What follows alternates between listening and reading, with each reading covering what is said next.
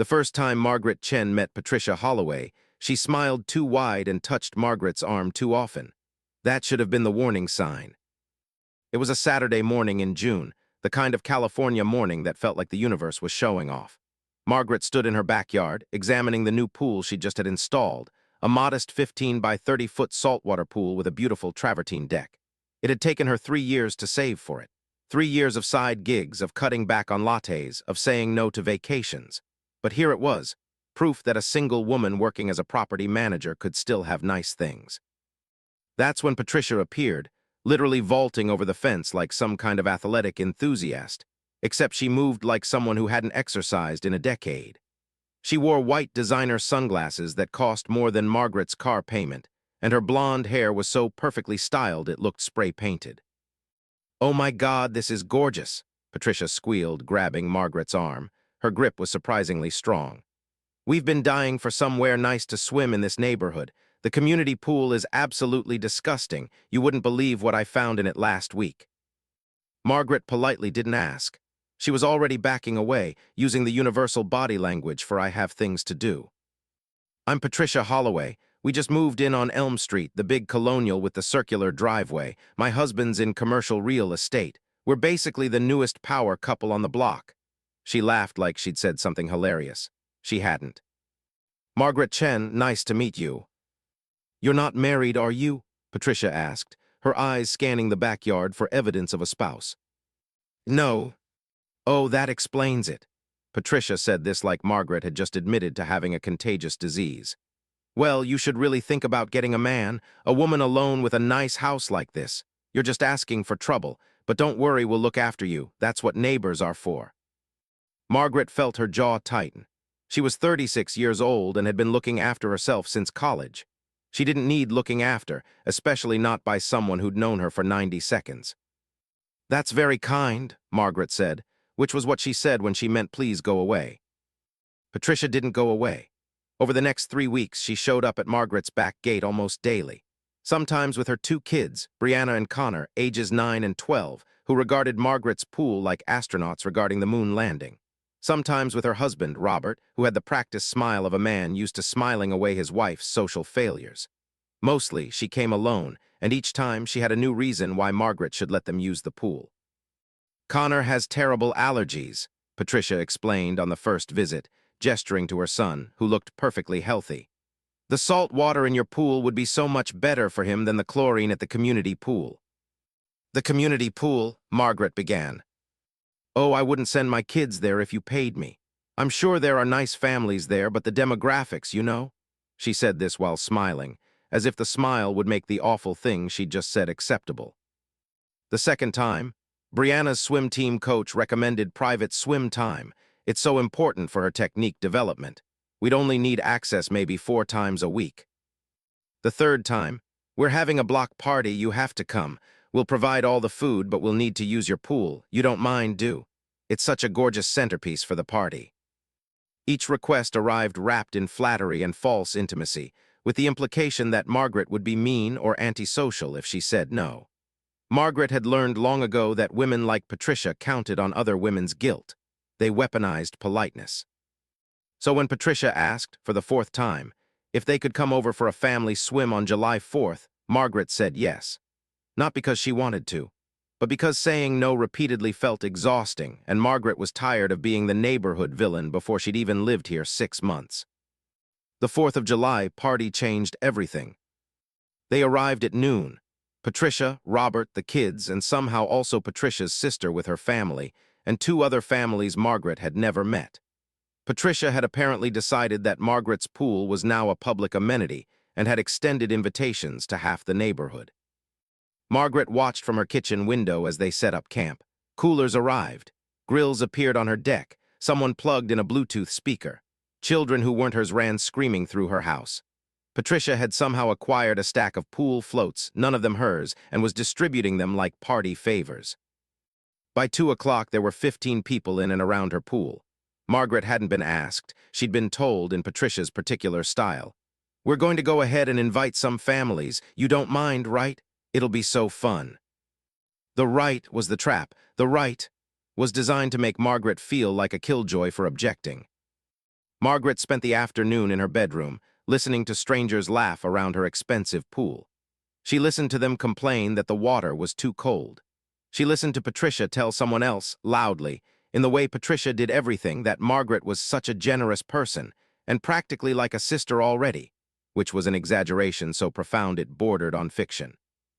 When Robert pulled her aside that evening, as everyone was leaving, as if he'd timed it carefully, she understood that the real problem had been identified.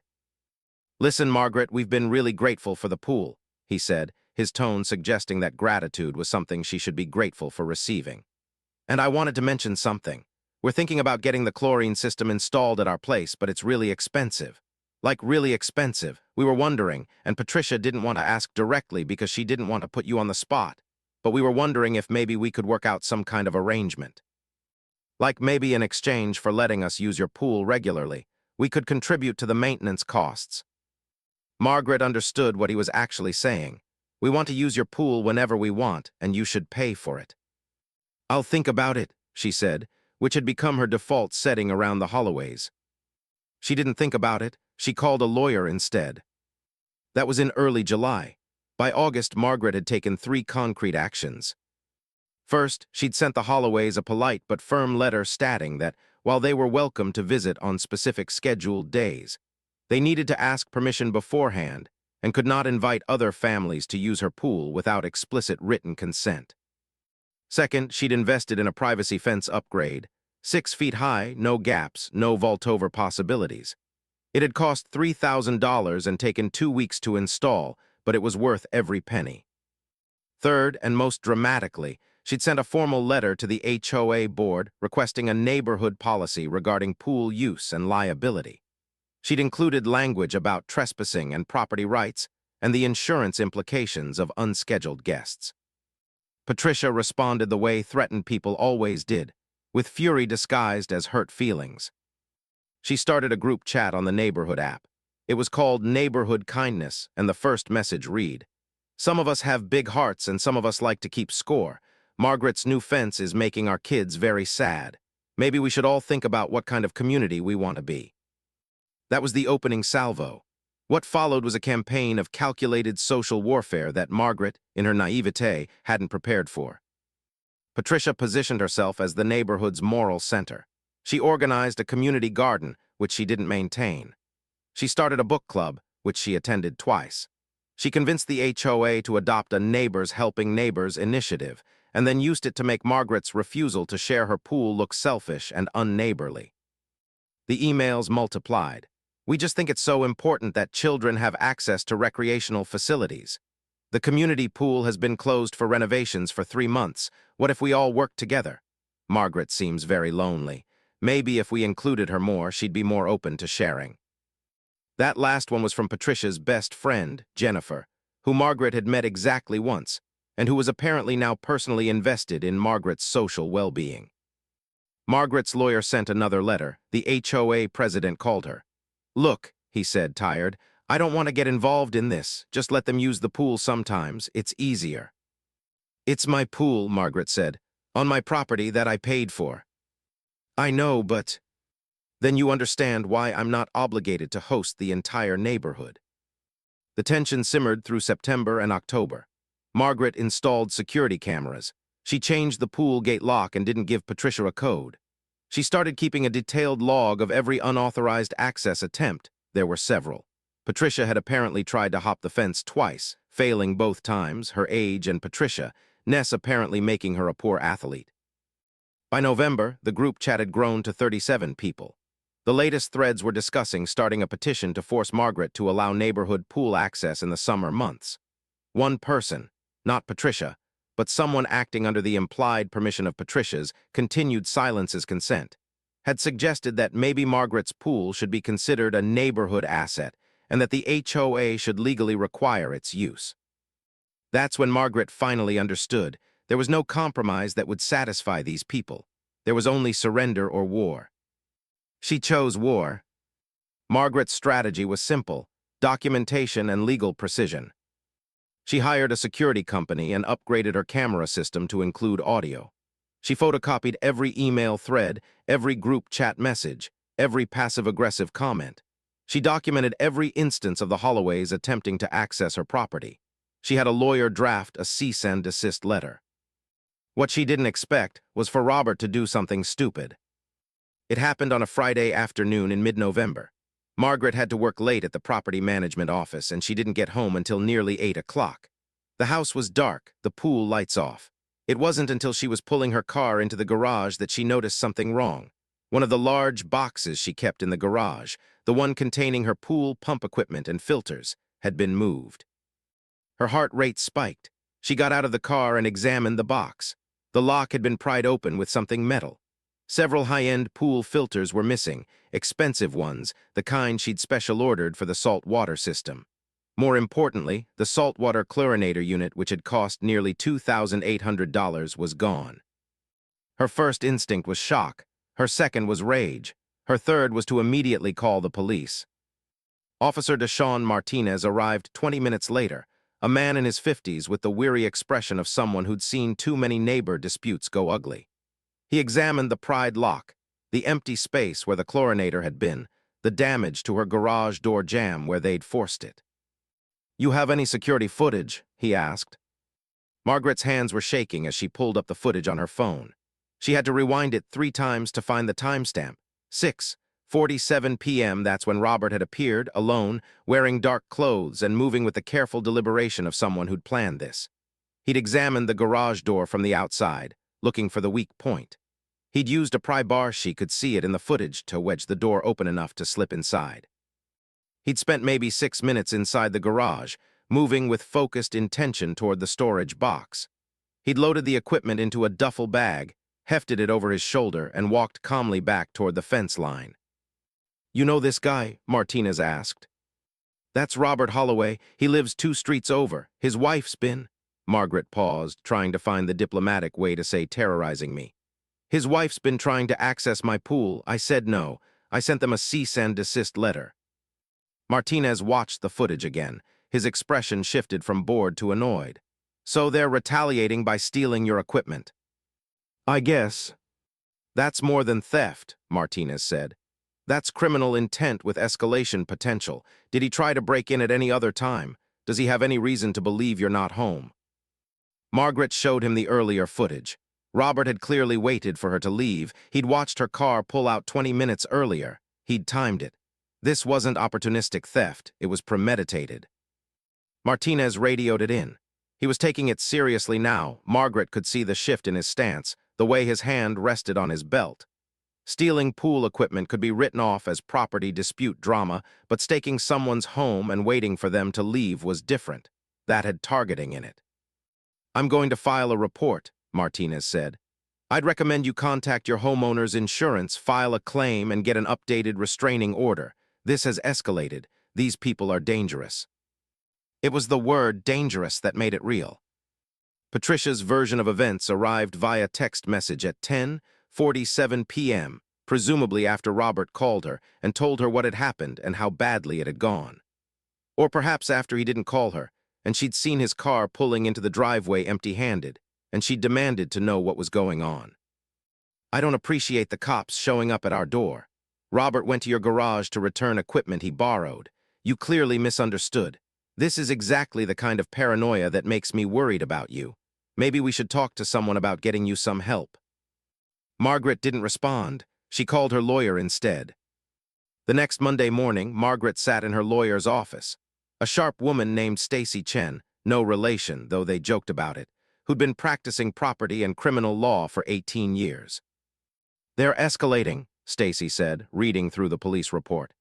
"The theft is one thing, but the fact that he waited for you to leave, the fact that he targeted specific equipment, the fact that there's clear video evidence, this gives us options."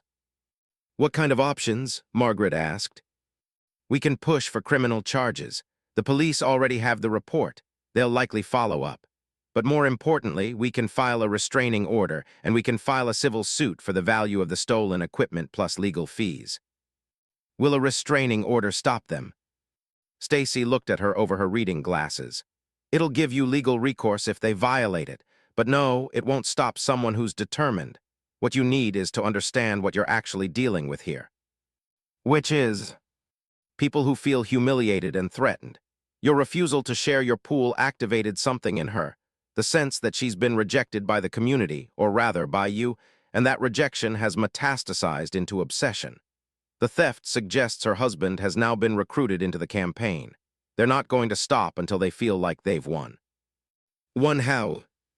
That depends on who you ask, from their perspective, until you've capitulated and accepted them and given them access to your pool and publicly admitted you were wrong about them. From a legal perspective, they've now crossed into criminal territory. They're going to lose, Margaret. The question is how much damage happens before they understand that. The restraining order was filed on Wednesday. It required Robert to stay at least 300 feet from Margaret's property. It required Patricia to cease any contact with Margaret except through her attorney. It prohibited both of them from discussing Margaret in any public forum, which made half of Patricia's group chat illegal, technically, though enforcement was another matter. Patricia's response came through her lawyer on Thursday. A counterclaim that Margaret had created a hostile environment, had discriminated against their family, and had made false accusations to local law enforcement. "This is smoke," Stacy said, reading it over lunch. "They're trying to muddy the waters. They have no case. How can they say I created a hostile environment? I'm the one they've been targeting." Welcome to how angry people think. They genuinely believe themselves to be the victims here.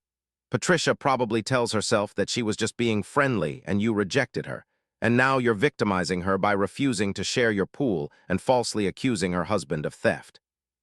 "But he literally stole my equipment."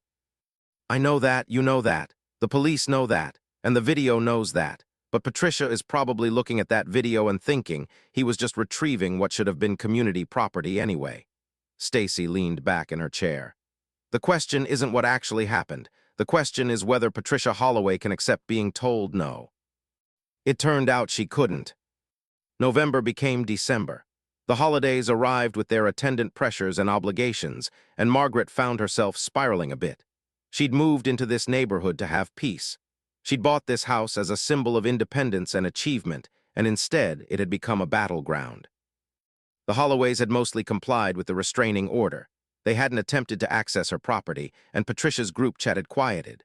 But the damage was done. The neighborhood had fractured into Team Margaret and Team Holloway. Women who'd been friendly became cool. One neighbor on her street, a woman named Susan whom Margaret occasionally waved to, started parking in front of Margaret's house, making it obvious that the parking spot belonged to someone friendly with the Holloways. Margaret's lawyer assured her that this was normal. They're going through the grief process. They're at anger right now. Eventually, they'll move to acceptance. When? Depends on the person. Could be weeks, could be years, but ultimately they have to accept that they lost. That was the part Margaret struggled with. The feeling that there was a war happening and she was supposedly winning it. But victory felt a lot like sitting alone in her house, unable to enjoy the pool that had started all of this, because it had become a symbol of the conflict rather than a source of pleasure. Then, just before Christmas, something unexpected happened. Margaret received a call from a woman named Rachel Liu, who introduced herself as a reporter for the local investigative journalism outfit. "I've been looking into a pattern," Rachel said, "of HOA disputes that escalate into legal action. Your name came up, and I wondered if you'd be interested in talking about your experience." "Why?" Margaret asked, immediately suspicious. "Because you're not the first. There's a guy named David Thornton about 3 neighborhoods over who had almost the exact same experience with his neighbors. They tried to access his property, he said no, and when he didn't back down, they escalated. Different details, same pattern. I think there might be a story about how American neighborhoods are becoming hostile places for people who don't conform." Margaret almost said no, but something about Rachel's voice, genuine curiosity rather than prurience, made her agree to talk.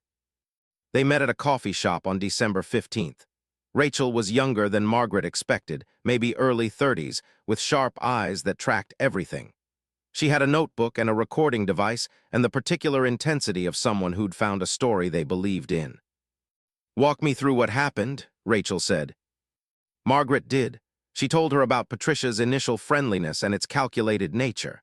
She told her about the escalating requests, the group chat campaign, the theft, the restraining order. She told her about the feeling of being invaded and targeted and forced to defend her own home. Rachel took notes rapidly. "And they're still harassing you." Not directly because of the restraining order, but indirectly? Yes. The neighborhood is split. I'm the bad guy in a lot of people's minds for not just letting them use my pool. But you own your pool. I know that, you know that. But in Patricia's mind, I think I'm supposed to feel guilty for not sharing. The logic goes, I have the pool, they don't. The kids want to swim, therefore I'm selfish for not letting them. Rachel looked up from her notebook. Has anyone else on the street had similar disputes? Margaret thought about it. There's a woman named Courageinaction who apparently said no to Patricia's requests to host a neighborhood dinner at her house. Patricia has been cold to her. And I've heard rumors that Patricia's made complaints about another neighbor's landscaping being unkempt, which seemed like retaliation for that family not being sufficiently friendly. Pattern, Rachel said, writing it down. She targets people, love bombs them initially, and when they don't comply with her expectations, she retaliates. That's actually a pretty sophisticated form of manipulation. They talked for 2 hours. Rachel asked careful, probing questions that made Margaret realize she hadn't fully processed what had happened. She'd been so focused on the legal and practical aspects, the restraining order, the insurance claim, the documentation, that she hadn't stopped to examine the psychological manipulation that had preceded the theft. I think this is a bigger story than I initially thought, Rachel said as they were leaving. I'm going to do some more reporting. I'd like your permission to use your name and details, obviously with your consent. This is the kind of story that helps other people understand they're not alone in this. Margaret agreed. She didn't know it then, but that agreement would change everything. Rachel's article came out on Sunday, December 20th, front page of the local section. When Neighbors Weaponize Niceness, the hidden harassment campaign in suburban communities. The article didn't focus solely on Margaret's situation. Instead, it used her story as the opening, and then branched out to interview 4 other people in the area who'd experienced similar harassment from neighbors with weaponized politeness. Neighbors who appeared friendly and accommodating on the surface, but who responded to boundaries with escalating campaigns of retaliation. The article described the pattern: initial love bombing and forced intimacy, followed by increasingly intrusive requests, followed by social ostracization when boundaries were set, followed by direct confrontation or escalation. Margaret wasn't named explicitly in the headline, but her address and details were specific enough that anyone in the neighborhood would know exactly who, a property manager in the Oakwood neighborhood, referred to. And Patricia would have known immediately that it was her. Patricia's response came Monday morning, also via her attorney but with a twist. A cease and desist letter demanding that Margaret stop, defaming Patricia and her family, threatening to sue the local paper and Rachel Liu for libel and slander. This is a bluff, Stacy said confidently. They can't prove defamation if the facts are accurate, which they are. But the cease and desist had an effect anyway. Margaret woke up to 43 new messages in her group chat. Some were supportive, neighbors she'd never spoken to before saying things like, I had no idea you were dealing with this, and Patricia tried the same thing with us. But others were aggressive. Running to the media? Really, Margaret? What kind of person does that? The comments were mostly from people who clearly hadn't read the article carefully, or who'd only heard about it through Patricia's spin. Within hours, Patricia had posted to the neighborhood app. Some people will say anything for attention. This is what happens when one person feels rejected and decides to publicly humiliate a family who was just trying to be nice. 42 people had reacted with hearts. Patricia's sister had commented, "We always knew something was wrong with her." The group chat fracture that had been slowly spreading suddenly became a complete break. The neighborhood took sides, and Margaret found herself on the smaller, less social side. The kind of people who sided with her were generally older or newly moved in, or otherwise outside Patricia's extended social network. The people who sided against her were integrated into the social fabric Patricia had carefully constructed. And then, just when it seemed like things couldn't get more complicated, Rachel called with an update. I've been doing more reporting, Rachel said, and I found something interesting. Patricia Holloway has done this before. Margaret felt her stomach drop. What do you mean? I mean, she moved here 3 years ago, right? I looked into her previous addresses. 5 years ago, she lived in a neighborhood in San Mateo. One of her neighbors there, a woman named Elizabeth Torres, filed a restraining order against Patricia. 3 years before that, in a neighborhood in Palo Alto, the HOA voted to fine the Holloways for harassment of neighbors. The details are vague, but the pattern is identical. So she's done this to other people. Multiple times, multiple neighborhoods, always targeting people who set boundaries, always using social ostracization as a weapon. Sometimes it escalates, sometimes it doesn't. But the pattern is consistent. I'm thinking about doing a follow-up article looking at her history. Margaret should have felt vindicated. Instead, she felt a strange, unexpected sadness. Because what Rachel was describing wasn't just a difficult neighbor. It was someone who had a pathological relationship with boundaries, someone who couldn't accept that not everyone would like her, someone who interpreted rejection as personal betrayal and responded accordingly. "Will the article help me?" Margaret asked. "Legally, yes. It establishes a pattern of behavior. It supports your claim that this isn't a one-off neighbor dispute but an ongoing campaign. Your lawyer will probably want to use it to strengthen your case." "But will it stop her?" Rachel paused. "I don't know. Exposure has a way of changing things or making them worse. Depends on whether Patricia's capable of self-reflection." The follow-up article came out on December 27th. A pattern of targeting, how one woman's campaign against neighbors has followed her across multiple communities. This time, Rachel had names, dates, and specific incidents. Elizabeth Torres was quoted. "She was the nicest person in the world until I said my kids couldn't come to her pool party because of a scheduling conflict. After that, she made sure everyone knew I was a stuck-up bitch. She actually said that, at a neighborhood meeting." Another neighbor, a man named Gerald Wung, described a 3-year campaign of complaints against his landscaping, his car, his teenage son, until eventually the HOA had forced him and his family to move. The article was sympathetic but damning. It presented Patricia as someone with a disorder. It didn't name it, but the implication was clear: a person who couldn't tolerate boundaries and who systematized revenge. This time, the response was different. The local news picked up the story. A TV journalist showed up at Patricia's house asking for comment. She refused to answer the door. Robert, looking panicked, had a brief exchange with the journalist that caught on camera. "This is all lies. My wife is the most generous person I know. She's been nothing but kind to our neighbors." The footage made him look guilty. The way he looked away, the defensive tone, it played on screen as damage control rather than exoneration. By December 30th, Margaret had received 17 new messages from people she'd never spoken to, all saying variations of, "I always thought something was off about Patricia, and now I get it." The neighborhood app was in chaos. Some people were defending Patricia vociferously, but others were now sharing their own stories of being targeted by her. Courageinaction, the neighbor who'd refused to host a dinner, posted, "She literally told me I was too stuck up for the neighborhood because I said I didn't have time to organize a party. Then she started this whole campaign against my parking habits. I'm so glad someone finally documented this." Susan, the woman who'd been parking in front of Margaret's house, posted an apology. "I realize I was being manipulated. Patricia told me you were excluding yourself and being rude to her, and I believed her without hearing your side. I'm sorry." The tide had turned.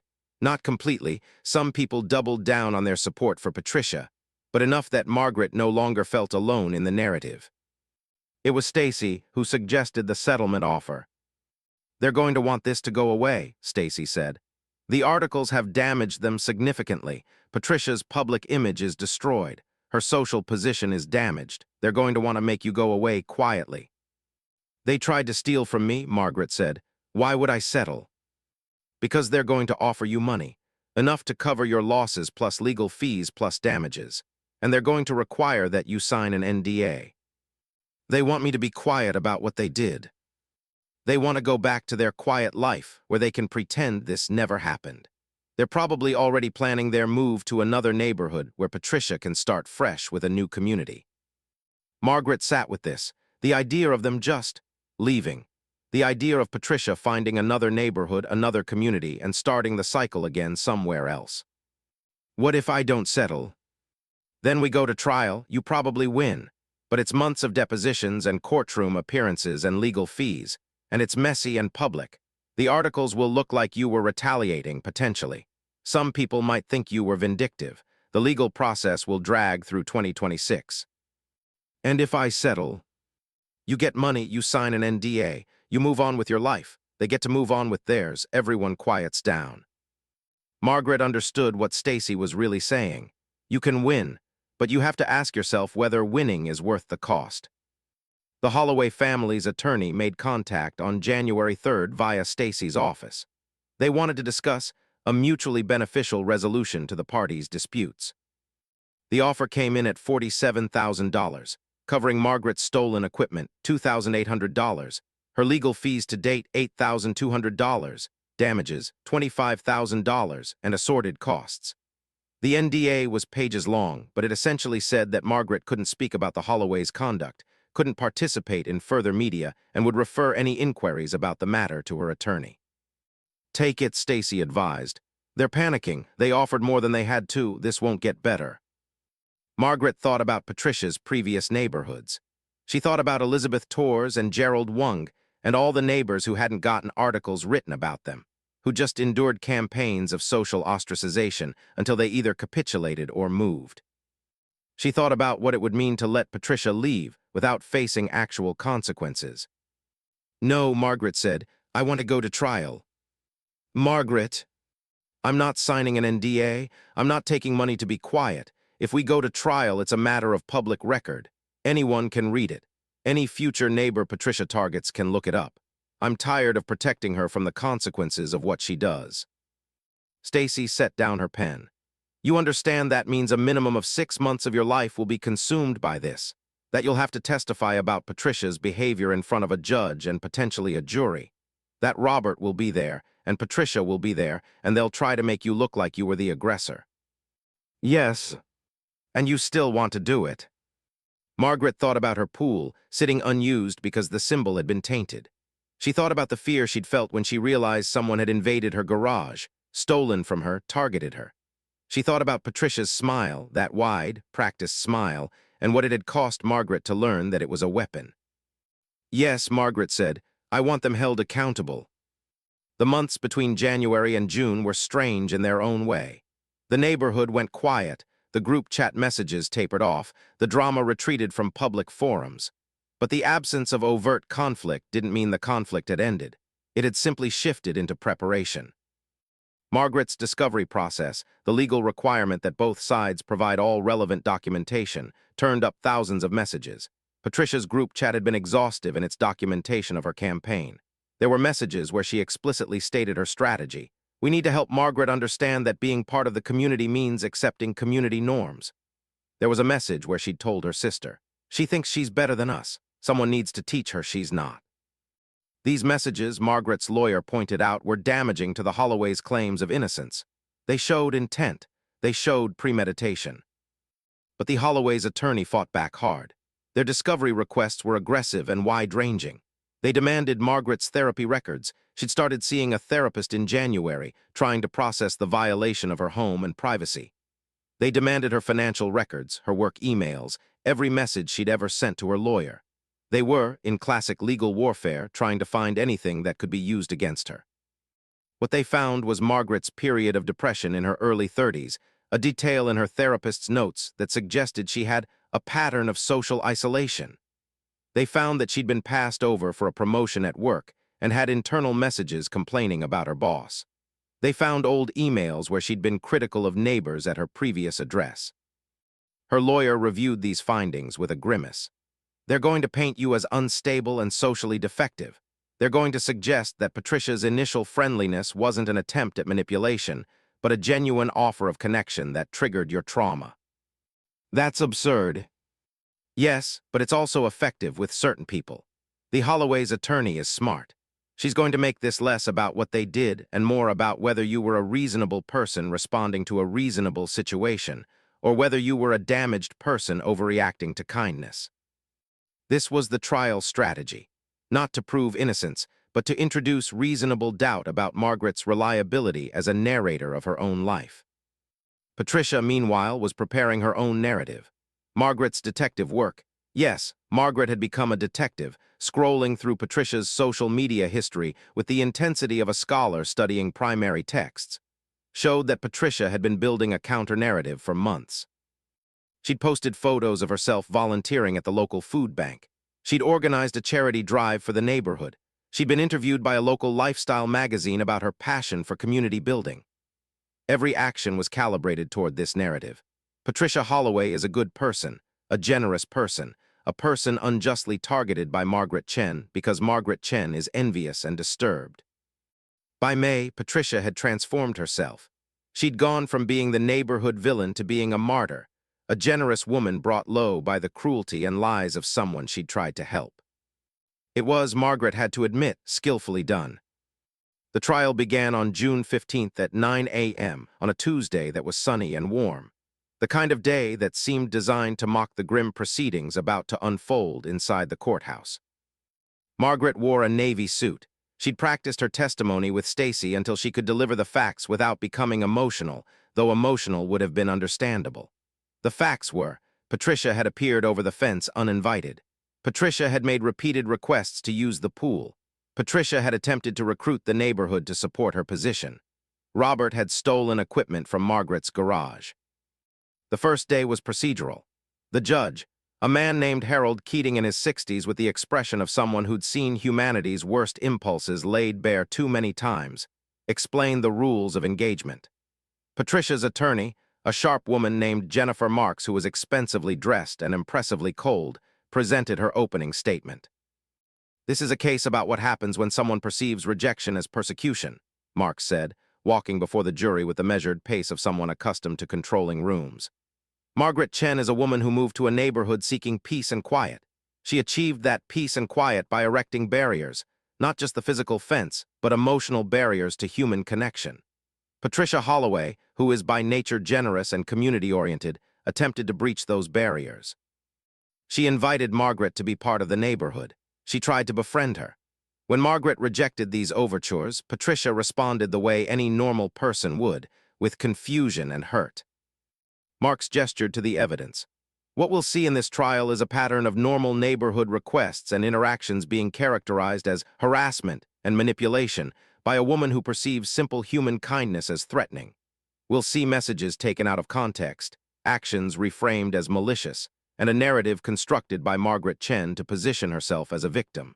But the real victim here. The real victim is Patricia Holloway and her family, who have been publicly humiliated by an article that accepted at face value the allegations of a disturbed woman seeking revenge. It was a good opening. It planted doubt. It created the possibility that Margaret's truth was just a matter of perspective. When Jennifer Marks finished, she gave Margaret a small smile, the kind of smile that was designed to be seen by the jury, designed to communicate, "I'm confident because I know the truth." Margaret's attorney, Stacy, delivered her opening statement with less theatrical flourish but more precision. She walked the jury through the timeline, the messages, the theft, the pattern. She presented facts. Margaret set a boundary. Patricia violated it repeatedly. When Margaret established legal protections, Robert Holloway committed a crime. That's what this trial is about. Not about friendship, not about community, about property crime and harassment. But Stacy's opening didn't have the same emotional resonance. It was clear and logical, but it lacked the narrative arc that Marks had constructed. Patricia took the stand on the second day of trial. She wore a peach-colored dress that was specifically designed to look feminine and vulnerable without being too formal. She'd had her hair professionally styled. She wore minimal makeup, the kind that looks like no makeup but takes 45 minutes to achieve. When she was sworn in, her hands trembled slightly. Whether genuine or performed, Margaret couldn't tell. By now, distinguishing performance from authenticity had become impossible. "Tell us about when you first met Margaret Chen," Jennifer Marks asked gently, as if they were two friends over coffee rather than adversaries in a courtroom. Patricia's eyes got wet immediately. "I thought we were going to be friends. I was trying to reach out. Margaret seemed lonely and I wanted to include her in the community. I invited her family to use the pool. I have a pool, you see, in my backyard, because I thought it would be nice for the kids to have access to an alternative facility. I was being kind." And how did Margaret respond? She became hostile. She accused me of trying to take advantage of her. She said I had ulterior motives. Patricia's voice wavered slightly. "I didn't understand. I was just trying to be nice." Marks walked Patricia through the narrative. The fence installation, the cease and desist letter, the police report. Each step was reframed as escalation by Margaret rather than consequence of Patricia's behavior. When Robert went to retrieve the equipment that had been left at her house, Marks began. "Objection," Stacy said.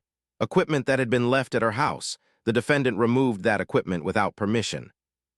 Judge Keating looked at Marks with the expression of a man who'd seen this particular move 1,000 times. Rephrase. When Robert went to your house, Marks said, were you home? No, I was at work. Did Robert have permission to enter your garage?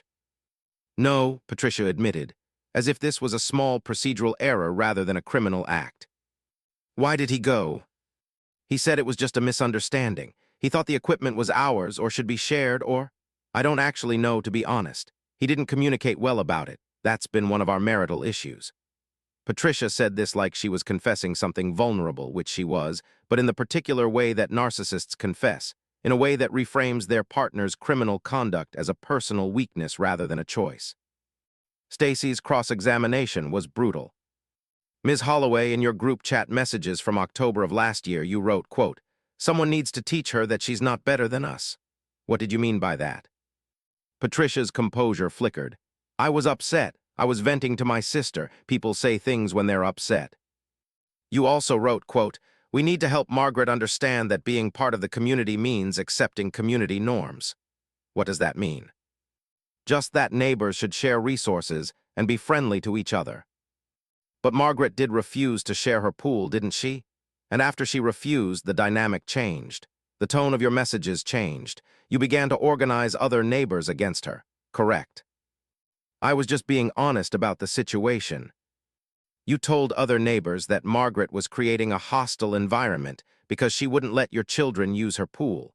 Why did you feel you needed to characterize her boundary setting as hostile? Patricia's hands clenched. For the first time, a hint of her real irritation showed through the performative vulnerability. Because it was selfish. Because children are involved and they were hurt by her rejection. And there it was. The moment where Patricia's mask slipped just enough to show the belief system underneath. That her desire for access to Margaret's property was more important than Margaret's right to set boundaries. That Margaret's refusal was inherently hostile rather than simply a refusal. So when she set a boundary you didn't like, Stacy asked, you decided to make her pay for it. I decided to help other neighbors understand that she wasn't the friendly person she pretended to be. By spreading lies about her. By telling the truth. The truth as you saw it. The truth. Robert took the stand the next day, and his testimony was a masterclass in obfuscation. When asked why he'd entered Margaret's garage without permission, he said he'd been confused about the ownership of the equipment. When pressed on this, he admitted that the equipment had Margaret's name on it, but he believed it was community property. When asked why he believed that, he said it was a misunderstanding between neighbors. Did you discuss this misunderstanding with Margaret? Stacy asked. No, I know not directly. Why not? If you believed this was a misunderstanding, why not clarify with her? Robert shifted in his seat. Because I knew she'd say no, she was being difficult. There it was, the admission, so casual he probably didn't realize how damaging it was. He'd known Margaret would refuse, so instead of asking, he'd just taken the equipment. So you chose to take what you wanted without permission, Stacy said, rather than accepting that Margaret had set a boundary. She was being unreasonable. That's not the question I asked. You chose to steal her equipment rather than accept her boundary. I wouldn't characterize it as stealing. I was retrieving community property. Community property that had Margaret's name on it and was stored in her garage. Robert's jaw clenched. He looked at the jury like he was trying to will them to understand his perspective. It's complicated. Actually, Stacy said, it's very simple. You wanted something that belonged to Margaret. She said no. You took it anyway. That's theft. By the end of week 1, the narrative had become clear. Margaret versus Patricia was really Margaret versus the belief that she owed Patricia access. The trial, in distilled form, was about whether boundaries were acceptable or whether they were hostile acts that justified retaliation. The jury seemed split. Some people looked sympathetic to Margaret's position, especially when the security footage of Robert's theft was played, which couldn't be reframed no matter how hard Jennifer Marks tried. Other people looked sympathetic to Patricia's narrative of rejection and hurt feelings. The final week of trial included expert testimony from a psychologist who discussed the patterns of emotional manipulation and social ostracization, and testimony from Elizabeth Torres and Gerald Wung, Patricia's previous victims, about their similar experiences. This was the part that was supposed to clinch Margaret's case, to show that Patricia wasn't just difficult but systemically manipulative. But Jennifer Marks had a strategy for this too. She argued that no two situations were identical, that the previous targets might have had their own role to play in the conflicts, that Patricia's behavior in different contexts wasn't relevant to this specific dispute. Judge Keating seemed skeptical of this argument, but allowed it anyway, with the instruction that the jury could consider it as evidence of pattern but not as definitive proof of guilt in Margaret's case. Margaret took the stand on the second week. She wore the same navy suit. She'd practiced her testimony until it felt wooden, devoid of emotional authenticity, but that was intentional. Stacy had coached her that jury sometimes responded better to calm precision than to emotional testimony. Emotions could be seen as manipulation. Margaret walked the jury through the timeline: Patricia's initial appearance, the escalating requests, the group chat campaign, the fence installation, the theft, the police report. She was clear about facts and careful about characterizations. When Jennifer Marks tried to suggest that Margaret had been hostile rather than firm, Margaret was precise. "I was setting a boundary. Setting a boundary isn't hostile, it's healthy." "But Patricia felt hurt by that boundary," Marks suggested. "Doesn't that concern you?" "Her hurt feelings don't obligate me to violate my own property rights," Margaret said. "She was welcome to feel hurt, but she wasn't welcome to retaliate by trying to turn the neighborhood against me." "Weren't you turning the neighborhood against her by talking to a reporter?" "I was providing factual information to a journalist who contacted me. I didn't seek out the media. They came to me." "And you participated because?" "Because I was tired of being gaslit about my own experience.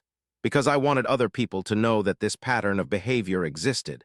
Because I didn't want to be the only person dealing with this." Margaret's voice had gotten harder as she spoke.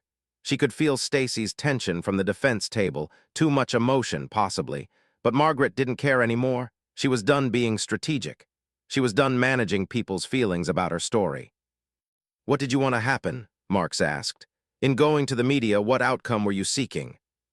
"I wanted people to understand that Patricia targets people who won't comply with her expectations. I wanted other neighborhoods to be cautious. I wanted there to be a record that couldn't be erased or reframed." "And did you get what you wanted?" "Partially, but I'm still not sure if there's going to be any real accountability." Marks made a small noise. Disappointment or condescension, the message was unclear. "Thank you, Ms. Chen." The closing arguments were delivered on a Thursday in late June. The trial had lasted almost 3 weeks, and everyone involved, judge, jury, attorneys, court staff, looked exhausted by the moral complexity of neighbors hating each other. Jennifer Marks delivered a closing argument that was a work of art in reasonable doubt creation. "What we have here is a misunderstanding that spiraled. Patricia Holloway wanted to be friends with Margaret Chen. Margaret Chen wanted to be alone. That's not criminal. That's just incompatible personalities. The theft. Yes, Robert Holloway shouldn't have entered the garage without permission, and he's acknowledged that. But was it malicious theft, or was it confusion about community property?" The articles written about this situation, they sensationalized a neighborhood dispute into something that sounds almost criminal. But really, it's just two women with different values trying to live on the same street. And one of them, the one who went to the media, the one who sought out journalists to humiliate her neighbors, that one weaponized the justice system to destroy someone's reputation. Patricia Holloway is guilty of being pushy, of not understanding boundaries, of letting hurt feelings influence her judgment. But those aren't crimes, and they don't justify the public humiliation she's received. It was a masterful argument because it contained just enough truth to be persuasive. Patricia had been pushy. Patricia had not understood boundaries. But what Marks was leaving out was the systematic campaign, the escalation, the theft, the conscious choice to retaliate rather than accept a no. Stacy's closing was shorter and more direct. "This trial comes down to a simple question. Do you have the right to set a boundary on your own property? If the answer is yes, then Margaret Chen is right. If the answer is no, if you believe neighbors have the right to use your property regardless of your wishes, then Patricia Holloway is right, because that's what this is really about. Patricia Holloway believes Margaret's pool is community property. She believes Margaret's boundary is hostile and selfish. She believes that wanting what someone else has is sufficient grounds to take it, or to campaign until they give in. That's the world Patricia Holloway wants to live in. But that's not how property rights work. That's not how consent works. And that's definitely not how the law works. It was less eloquent than Marx's argument, but more precise. Judge Keating sent the jury out at 4 p.m. on Thursday, with instructions to reconvene Friday morning. The jury deliberated for 6 hours Friday, then asked to break for the weekend. They reconvened Monday morning. Margaret sat in the courthouse with Stacy, waiting for a verdict that would either validate her or crucify her. She'd stopped thinking about what she wanted to happen. She was past that. She just wanted it to be over. The jury filed back in at 10:30 a.m. They looked tired. One woman in the back wouldn't make eye contact with anyone. A man in the front looked angry. Margaret couldn't read what their verdict would be. The judge asked them if they'd reached a decision.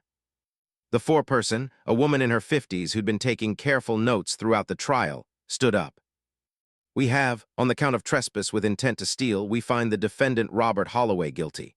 On the count of battery," Margaret's head jerked towards Stacy. Battery, she hadn't even brought a battery charge.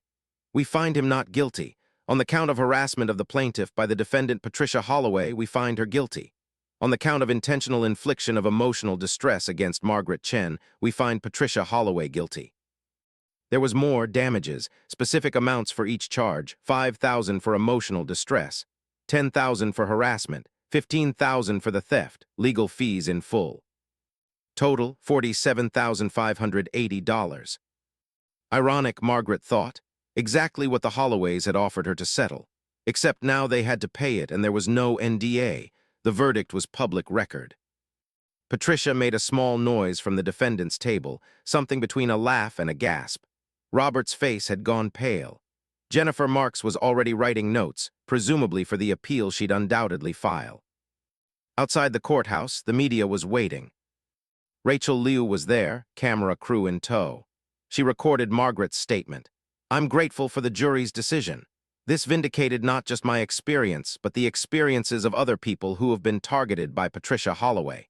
I hope this sends a message that boundaries are not negotiable, and that retaliation for boundary setting isn't acceptable." The video went viral on social media within hours. It hit 200,000 views by that evening. The next morning, it was on local news. The morning after that, it was on national news. "Woman wins trial against harassing neighbor" was the headline. But the deeper story, the pattern of how someone could weaponize social niceness to isolate and harm people, was what resonated. The articles started calling it the Patricia Holloway effect, a term for the specific form of targeted social harassment that masquerades as kindness. By the following week, Margaret had been contacted by 3 different publishers interested in her story. She'd been asked to appear on a podcast about neighbor disputes. She'd been invited to speak at a community law center about boundary setting. Her life had become a cautionary tale, and she wasn't sure how she felt about that. The $47,580 judgment didn't come immediately. The Holloway's attorney filed a motion for a new trial, which Judge Keating denied. They filed an appeal, which took 3 months to be scheduled for oral arguments. During this time, Margaret existed in a strange limbo, legally victorious but practically unresolved. The Holloways were still on Elm Street, 2 blocks over. They weren't violating the restraining order, but Margaret would sometimes catch glimpses of Patricia in the neighborhood, at the grocery store, driving through the subdivision, and each time Patricia would look away. The optics had shifted so dramatically that even making eye contact with Margaret seemed dangerous. The neighborhood itself had fractured in ways that wouldn't heal. Some people, mostly women who'd been drawn to Patricia's social circle, became hostile to Margaret when they encountered her. One woman, Jennifer, who'd been part of the group chat campaign, actually crossed the street to avoid walking past Margaret at the mailbox. Others, particularly people who'd previously been intimidated by Patricia, came out of the woodwork to befriend Margaret or to thank her for standing up to her. The social ecosystem had collapsed and reformed into a different configuration, and Margaret was no longer the outsider that Patricia had positioned her as. She was the woman who'd won. The woman who'd forced accountability. The woman who'd refused to be manipulated. This should have felt good. Instead, it felt complicated. In mid-July, 2 months after the trial verdict, Margaret received a call from an unknown number. She almost didn't answer, but something made her. Curiosity, probably. "Ms. Chen," a woman's voice, older, unfamiliar. Yes. This is Elizabeth Torres. I don't know if you remember, but I testified at your trial. I was Patricia Holloway's neighbor in San Mateo. I've been following your case, and I wanted to reach out because something's happened, and I think you should know about it. Margaret's pulse quickened. What happened? Patricia called me about a week ago. She said she wanted to apologize for her behavior when we were neighbors. She said she'd been in therapy and had come to realize that she had unhealthy patterns of relationship management. Those were her exact words. She was, I don't know, trying to reconcile. Margaret was quiet. This didn't sound right. How did she know to call you? She must have looked up your contact information specifically. She did. She found me on Facebook and then did some detective work to get my number. Ms. Chen, I tell you this because I think what she's doing now is another version of what she did before. She's trying to reframe the narrative. She's trying to position herself as having learned and grown rather than having been held accountable. She's trying to make people like me, people who testified against her, feel like we're the ones who are holding grudges. Do you understand? Margaret absolutely understood. It was brilliant in its way. Patricia was going to go on a reconciliation tour, calling the people she'd wronged, apologizing in language designed to make anyone who refused to accept that apology seem unforgiving and bitter. Thank you for telling me, Margaret said. Has she called anyone else that you know of? I called Gerald Wung after she called me, and he said she'd reached out to him too. Same script, basically. Different details, but same goal. She's trying to rehabilitate her image before the trial appeal hearing. After they hung up, Margaret sat for a long time, thinking about the chess moves. Patricia was playing at a level of sophistication that Margaret had to respect even as she found it repulsive. She wasn't fighting the verdict. She was trying to change the perception of what the verdict meant. If she could convince people that she'd learned and changed, then the harsh judgment against her became not evidence of her wrongdoing but evidence of her growth. The appeal hearing was scheduled for September. Margaret attended, and she watched Patricia's attorney argue that the judgment was excessive and that Patricia's behavior, while possibly socially inappropriate, didn't rise to the level of intentional infliction of emotional distress. Jennifer Marks was particularly eloquent on the topic of Patricia's supposed personal growth. My client has undergone intensive therapy. She's shown genuine remorse and has taken steps to change her behavior pattern. The court should consider this evidence of rehabilitation and adjust the damages accordingly. Judge Keating looked skeptical, but appeals courts in California had been known to reduce damages in cases like this. Margaret sat in the gallery holding her breath. The appeals court took 6 weeks to rule.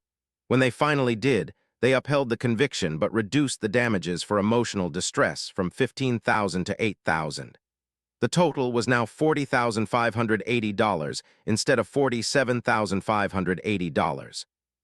It was a minor victory for the Holloways and a minor loss for Margaret, but what bothered Margaret wasn't the money. It was the principle. Patricia's narrative of rehabilitation had worked. She'd convinced the appeals court that she was a good person who'd made a mistake and learned from it. But Patricia hadn't learned anything. She'd just gotten better at the game.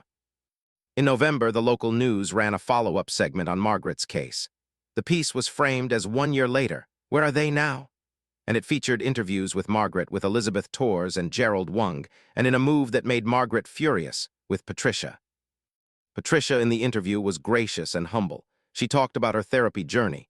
She acknowledged that she'd been too aggressive in trying to build community and that she hadn't respected boundaries the way I should have. She even, and Margaret had to admire the audacity, expressed concern for Margaret. I hope Margaret's able to heal from this experience. I never intended to hurt her. I was just trying to be kind, and somehow my kindness was interpreted as threatening. It's been a painful journey, but I've learned so much about myself. The news segment didn't call her a liar. It presented her statement as genuine reflection. The message, subtly, was that both sides had learned something, and perhaps both had been partially at fault. Margaret found herself explaining to everyone who texted her about the segment that Patricia was still lying, that this was just a more sophisticated version of the manipulation. But she could see people's eyes glaze over as she explained this. They'd already made up their minds. Patricia had taken responsibility. Margaret was the one who continued to be upset, and upset in American culture often gets coded as unreasonable. The turning point came unexpectedly, through a channel Margaret hadn't anticipated. Robert, it turned out, wasn't handling the aftermath well. In December, Margaret received a call from a woman named Sandra Holloway, Robert's sister. They'd never met or spoken before. "I'm calling because I need you to know something," Sandra said immediately, without preamble. "And I'm calling you because I think you'd want to know, and because I'm tired of my family protecting Robert from consequences." "What do you mean?" Margaret asked. "My brother stole that equipment from you. Everyone in the family knows that. Patricia told him to do it. She said you were being unreasonable and that it was community property anyway, and that if Robert went and got it, it would teach you a lesson about being selfish. My brother did what his wife told him to do because he always does what his wife tells him to do. But now she's been to therapy and she's learned and she's taken responsibility. Except she's not really taken responsibility. She's just gotten better at appearing contrite, while actually believing she was right all along." Margaret's mouth had gone dry. "Why are you telling me this?" "Because I've been listening to my brother suffer for 18 months over this. Because he's having panic attacks about the appeal and the judgment and the legal fees. Because my sister-in-law is happily moving forward with her narrative of growth while my brother is destroying himself with guilt and fear. And because I'm sick of it. Robert needs to actually take responsibility, not Patricia's version of responsibility, the real thing." "What do you mean?" "I mean, I think my brother should contact you and admit what actually happened. I think he should acknowledge that he did this at Patricia's instruction. I think he should be honest about the fact that your pool became a symbol of something for Patricia, your rejection of her, your refusal to be part of her community, and she weaponized him to punish you for it." Margaret wasn't sure what to do with this information. She appreciated it, but she also knew that anything Robert said now, after the trial, after the judgment, after months of legal battle, would be strategically timed and strategically worded. But she also knew she had nothing to lose. "Tell him to contact my attorney," Margaret said. "If he wants to speak to me, he needs to go through the proper legal channels." What happened next was either the culmination of Robert's guilty conscience or the continuation of Patricia's strategy, depending on who you asked. Robert's attorney sent a letter to Margaret's attorney requesting a meeting. The letter stated that Robert was interested in clarifying the circumstances of the alleged theft and that he wanted to provide additional information to the court. Stacy was wary. "This is probably a manipulation," she said, "but you should still know what he wants to say." The meeting happened in the offices of a mediator, neutral ground with both sides' attorneys present. Margaret was there, but she didn't speak. That was Stacy's role. Robert, when he appeared, looked destroyed. He'd lost weight since the trial. He had a tick in his left eye. He looked like a man who'd been slowly consumed by anxiety. "I want to tell the truth," Robert said immediately, before anyone could even sit down properly. "Not the trial truth, the actual truth." His attorney put a hand on his arm. "Robert, I need to advise you that anything you say here can be used against you." "I know, I don't care. I'm tired of the lies." Robert proceeded to give a detailed account of what had actually happened. Patricia had indeed instructed him to go to Margaret's house. Patricia had indeed told him that the equipment was community property and that taking it would teach Margaret a lesson. Robert had resisted initially, but Patricia had escalated. She'd called him weak, suggested he didn't care about defending the family's honor, implied that he didn't support her. "She wore me down," Robert said, his voice hollow. "And I went to the garage and I took the equipment and I felt like a criminal the entire time. And when the police showed up, I panicked and lied and said it was a misunderstanding about property ownership. But it wasn't. I knew what I was doing was wrong. Patricia told me to do it, and I did it because I was afraid of her." The room was very quiet. "Why are you telling us this now?" Margaret asked, breaking her silence. "Why not say this at trial?" "Because I was scared. Because Patricia is very good at making sure I'm scared. But Sandra got to me, and Elizabeth Torres reached out to my sister, and I read your story in the news, and I realized that I'm going to keep being scared unless I actually do something about it. Patricia's never going to stop. The therapy, the apologies, the narrative of growth, it's not real. It's just another layer of manipulation, and I can either keep being part of it or I can tell the truth." Robert's admission, which was included in an addendum to his testimony, made legal and binding, changed everything. It gave Margaret ammunition for an actual appeal. It also exposed Patricia more thoroughly than any news article could. Because now there was a sworn statement, given by Patricia's own husband, that she had deliberately instructed him to commit theft as a form of punishment against Margaret. The Holloway's attorney tried to argue that Robert's addendum was coerced, that he'd only recanted under pressure from his sister, that his credibility was compromised. But Judge Keating was not sympathetic.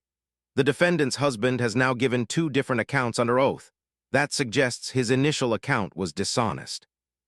The question is which one was dishonest, the first or the second, and given the evidence, I'm inclined to believe the second account is more credible because it comports with the other evidence before the court. In March, the judgment was reinstated at its original level, $47,580. But the real consequence wasn't financial, it was social. Robert, having admitted the truth publicly, found himself in an impossible position. He'd exposed his wife as someone who deliberately manipulated him into committing a crime. Patricia, faced with a husband who'd now betrayed her narrative of personal growth, responded with fury. In April, Robert filed for divorce. The divorce proceedings were, by all accounts, brutal. Patricia fought him on every single point: the division of assets, custody of the children, everything. But the damage to her narrative was already done. The media picked up the divorce, and suddenly the woman seeks personal growth after trial. Story became, woman loses marriage after husband exposes her manipulation campaign. By May, Patricia had been asked to step down from the Community Association Board. She'd been quietly removed from several volunteer positions. The neighborhood that had begun to reconcile with her, that had started to accept her narrative of growth and learning, now saw her again for what she was. Margaret watched these developments from a careful distance. She'd been offered a chance to give commentary, to participate in the unraveling of Patricia's narrative, and she'd declined every time. Stacy had advised against it. Let her fall on her own. Your involvement now just makes it look like you're enjoying her suffering. But Margaret was enjoying it. That was the shameful truth that she sat with in her quiet moments. She was enjoying Patricia's marriage crumbling. She was enjoying the social ostracization that Patricia now experienced. She was enjoying the reversal of positions, Patricia as the neighborhood outcast, Margaret as the wronged woman vindicated. This enjoyment worried her. It suggested that somewhere along the line, this had stopped being about justice and had become about revenge. It suggested that she'd become something Patricia-adjacent, a person who was willing to take pleasure in someone else's destruction. That's when Stacy suggested she talk to someone, a therapist, a real one, not a lawyer, someone who could help her process what had happened and who she'd become in responding to it. Margaret started seeing Dr. Patel in June, and their first session was spent discussing this exact tension. "Do you think Patricia deserved what happened to her?" Dr. Patel asked. "She stole from me," Margaret said. "Her husband stole from me at her instruction. She ran a campaign to isolate me and turn the neighborhood against me. She created a hostile environment." "Yes, I'm asking a different question. Did she deserve to lose her marriage over it?" Margaret was quiet. "I don't know. I didn't cause her marriage to end." "No, but you're enjoying its ending. I'm asking whether you think that enjoyment is justified or whether it concerns you." "It concerns me. I don't like what it says about who I am." "Who do you think you are?" "Someone who used to want to be the bigger person. Someone who used to believe in moving forward. And now I'm someone who's spending mental energy tracking Patricia Holloway's social decline and feeling satisfied about it." Dr. Patel set down her pen. "Let me suggest something. You've experienced a genuine violation. Your home was invaded. Your property was stolen. You were targeted by a campaign of social aggression. Those are real harms. Your anger about those harms is appropriate and healthy. What I'm suggesting is that the feeling of satisfaction about Patricia's suffering might be worth examining. Because satisfaction about someone else's suffering can become its own kind of trap. It can become addictive. It can become the thing you're organized around instead of healing." Margaret thought about this all through that week and into the next. She thought about how many times she'd checked Patricia's social media to track her decline. She thought about how many conversations she'd had with friends where she'd provided updates about the divorce proceedings. She thought about how much energy she was still devoting to Patricia, just in a different direction. The truth was that Margaret hadn't moved on. She just moved her obsession from fighting Patricia to watching her fall. In July, Margaret made a decision that surprised everyone who knew about it. She reached out to Robert. Not to gloat, not to continue the conflict, but to see if he wanted to talk off the record with no attorneys present and no recording. They met at a coffee shop on a Thursday afternoon. Robert looked genuinely shocked to see her. He'd aged years in the past 18 months. His hair had gone significantly grayer. His face had the hollowed-out appearance of someone who'd been through a crucible. "I didn't think you'd ever want to talk to me," Robert said immediately. "I deserve that. I did what I did." "I know," Margaret said. "I'm not here to pretend you didn't. I'm here because I've been paying a lot of attention to your fall, and I realized I was doing the same thing to you that Patricia did to me." Robert looked confused. "What do you mean?" "I mean, I blamed you for the theft, which is fair. You did steal. But I turned you into a symbol of everything wrong with Patricia, and I stopped seeing you as a person who was manipulated and controlled by someone with a personality disorder. And I realized I was enjoying your suffering in a way that suggested I'm not actually healthier than Patricia. I'm just healthier than she is." Robert was quiet for a long time. Then, "Do you know what I've realized? I spent 15 years with someone who systematically convinced me that my perceptions were wrong, that my boundaries were selfish, that my discomfort with her behavior was a sign of weakness. When she told me to go steal your equipment, I went.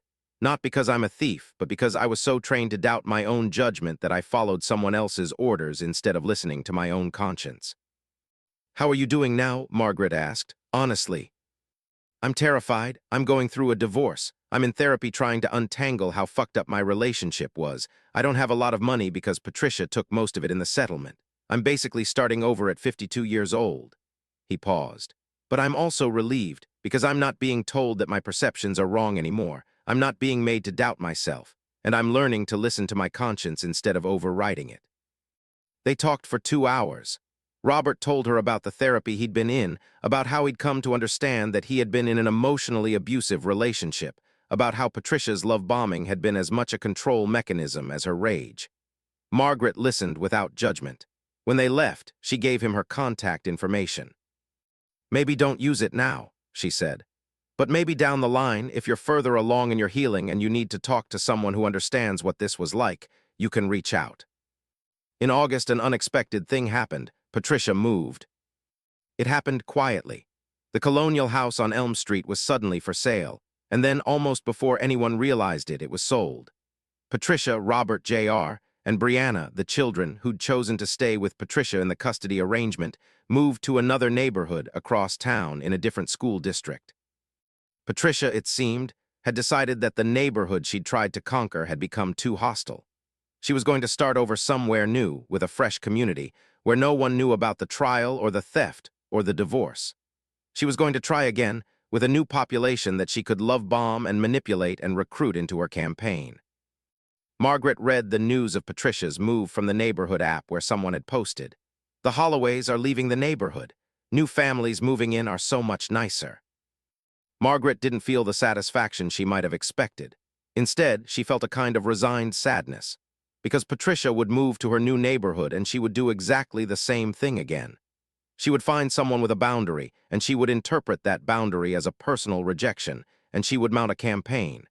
And if that person was less willing to fight back than Margaret had been, Patricia might actually win. The thought was deeply unsettling.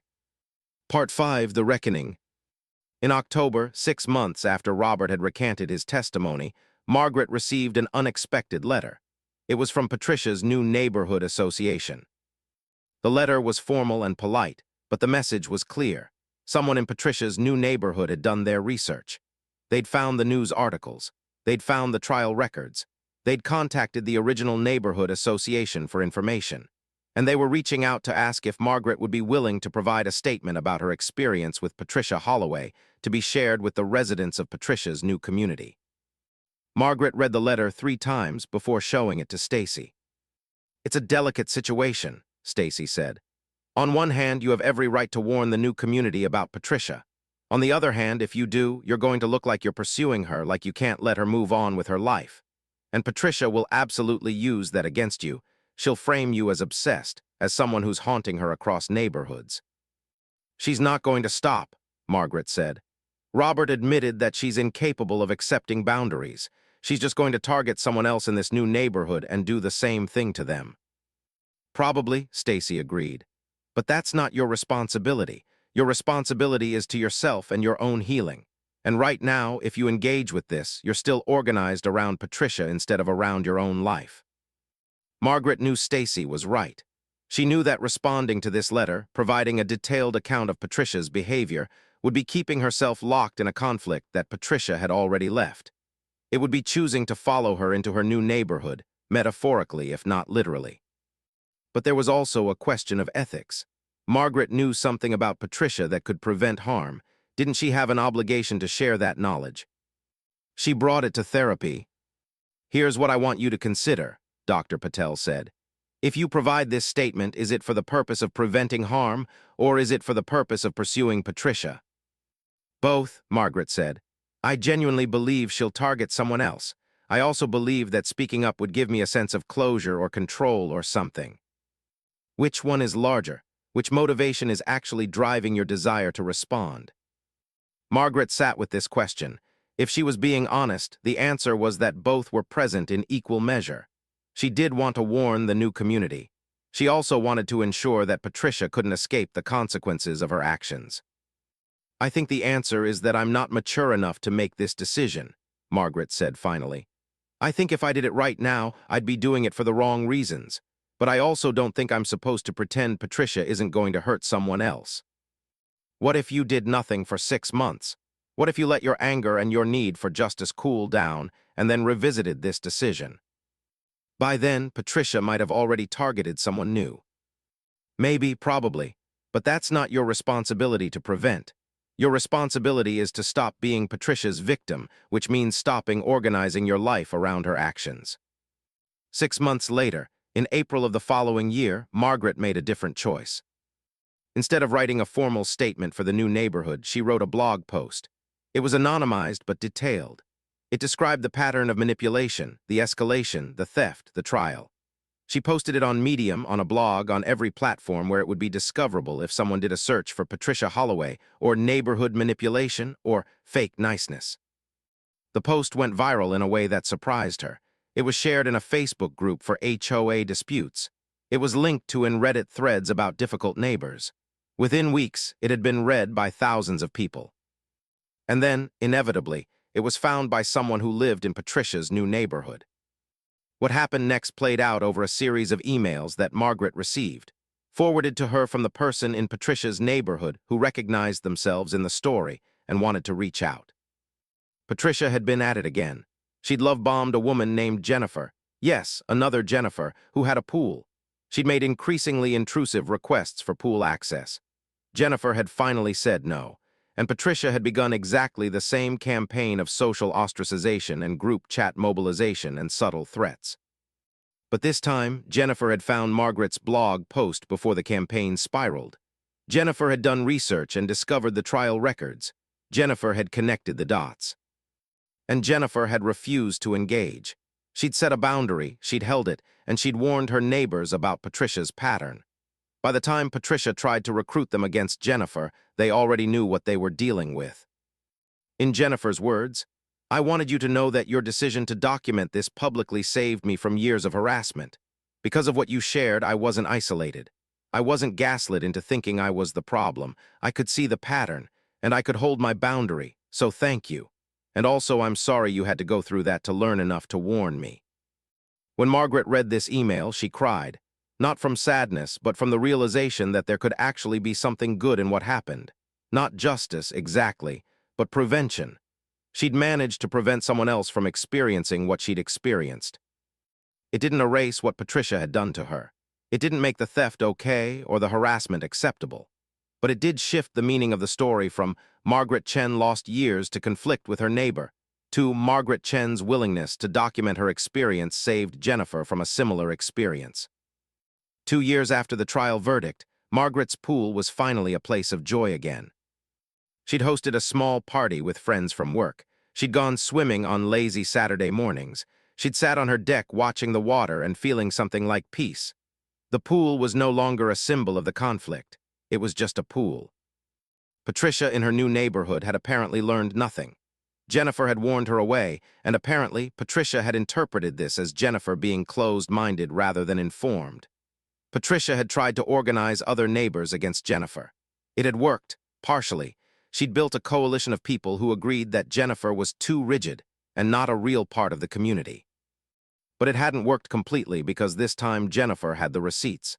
She had Margaret's documentation, she had the trial records, she had the pattern laid bare, and she'd shared it with the neighborhood association. What happened next was that Patricia was asked to attend a mediation with the HOA and Jennifer. During this mediation, according to Jennifer's account, Patricia had become visibly frustrated with the suggestion that she had a pattern of behavior. She'd argued that everyone was just misinterpreting her attempts at community building. The HOA, having reviewed the documentation, had taken a stance that would have been unthinkable in Margaret's original neighborhood. They'd told Patricia that she was required to maintain a distance from Jennifer and to refrain from recruiting other neighbors against her. It was basically a restraining order, neighborhood style. Patricia had appealed the decision. She'd claimed she was being discriminated against. She'd hired an attorney. She'd tried to fight it. But this time the neighborhood was unified against her. They had evidence. They had a pattern. They had Jennifer's testimony backed up by Margaret's publicly available documentation. And so the appeal failed. And Patricia found herself living in a neighborhood where she couldn't behave the way she wanted to behave, where her actions were monitored, where she was seen as the problem rather than as a victim of others' misunderstanding. Margaret found out about all of this because Jennifer reached out to her. They became friends, actually, two women bound by the specific experience of being targeted by Patricia Holloway.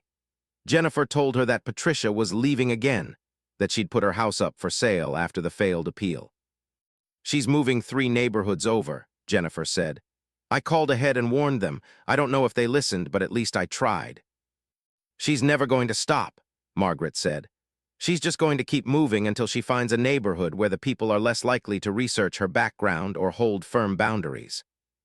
"Which means she'll probably find one eventually," Jennifer said. "Neighborhoods where people are more trusting or more isolated or more willing to be manipulated." "Probably." They sat with this reality, that sometimes, even winning doesn't mean the person who wronged you actually gets justice. It just means they move on to hurt someone else.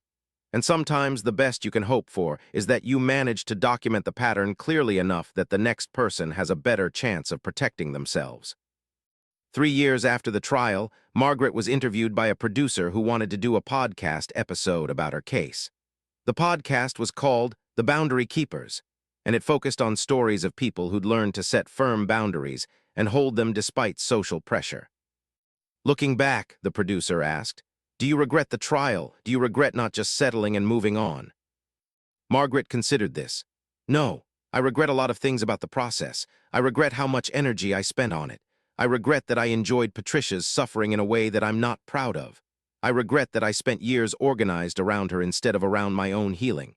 But I don't regret standing firm on my boundaries, and I don't regret documenting what happened so clearly that other people could learn from it." "Would you do anything differently?" "Yes, I would have involved a therapist earlier. I would have let Stacy, my attorney, handle the legal stuff without adding media and public campaigns on top of it. I would have recognized sooner that Patricia's behavior wasn't actually about me or my pool. It was about her inability to tolerate boundaries, and I would have tried harder to let her suffer her own consequences without me taking personal pleasure in it." "Do you think Patricia has learned anything from this?" Margaret laughed, but it was a sad laugh. "No, I think Patricia has learned to be more careful, to manipulate more skillfully, to move to neighborhoods before she gets exposed.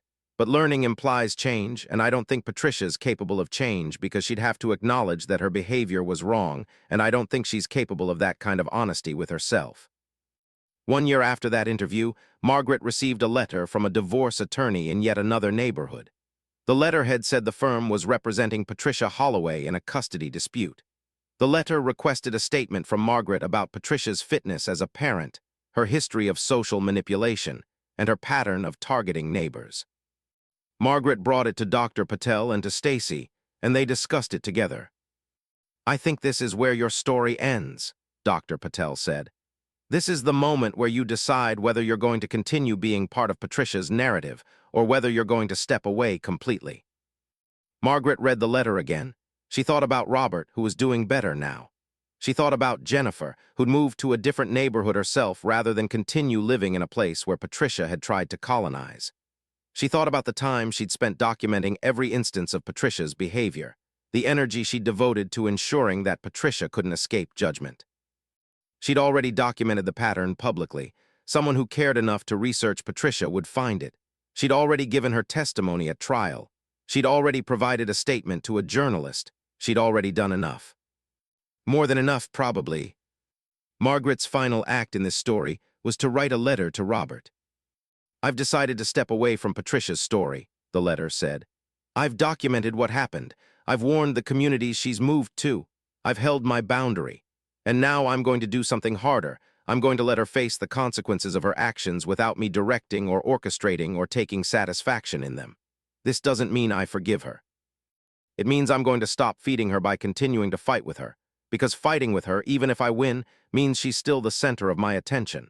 So I wanted you to know that I won't be providing a statement about Patricia's fitness as a parent. I think she should face the consequences of her actions in custody court, just like she faced them in your case and in Jennifer's neighborhood. But those consequences shouldn't have anything to do with me. They should be about who Patricia actually is. And I'm going to stop positioning myself as the arbiter of that. Does that make sense?" Robert wrote back, "It makes perfect sense. It took me a while to realize that continuing to engage with Patricia, even in negative ways, was just keeping me in her web. When I stopped talking about her, when I stopped tracking what she was doing, when I let other people deal with her, I finally started to heal. I'm glad you got there too. It means you can actually be happy now instead of being defined by what she did to you." And so the story, as stories do, wound down not with a dramatic climax but with a quiet resolution. Patricia did move again. She did find new neighborhoods where her particular brand of targeted niceness initially worked. Some communities held firm against her, others didn't. Robert got remarried to a woman who'd also been in a manipulative relationship and understood what healing required. Jennifer became a vocal advocate for neighborhood boundary setting and eventually started a consulting business, helping neighborhoods develop policies to prevent exactly the kind of harassment she'd experienced and that Margaret had endured. Margaret's life simply became her own again. She went back to work at her property management company, and people stopped asking about the trial. She went back to enjoying her pool without the weight of conflict attached to it. She went to therapy for a few more years and worked through the particular trauma of being targeted and the particular toxicity of taking pleasure in someone else's suffering. She dated. She traveled. She made new friends who knew nothing about the trial or Patricia or the whole saga. The pool, the thing that had started it all, became what it was supposed to be, a symbol not of conflict but of her own hard-won independence, of the fact that she could set a boundary and hold it even when the social cost of holding it was high. Even when holding it meant becoming the neighborhood villain, even when it meant years of conflict.